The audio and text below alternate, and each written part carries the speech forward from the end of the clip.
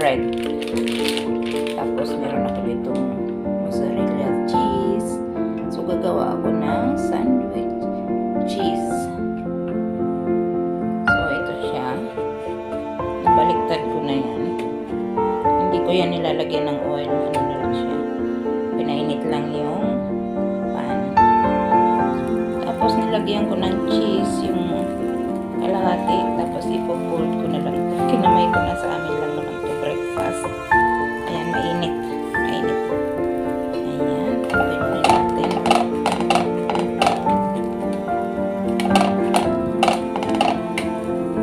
Pang breakfast.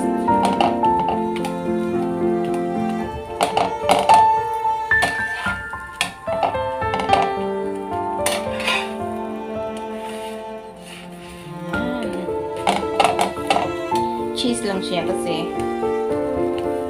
gusto ng anak ko cheese.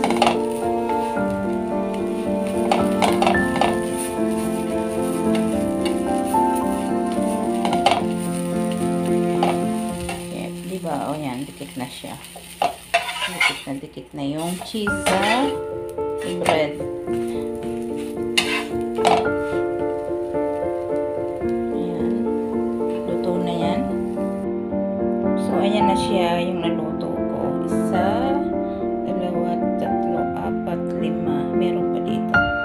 Iluluto ko. So, ayan siya. Tingnan nyo. Tingnan nyo yung cheese niya.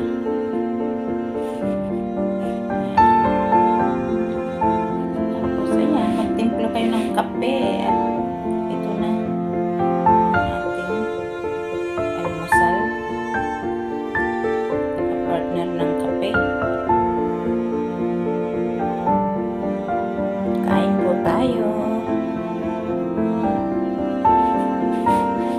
Ayan pa, meron pa dyan.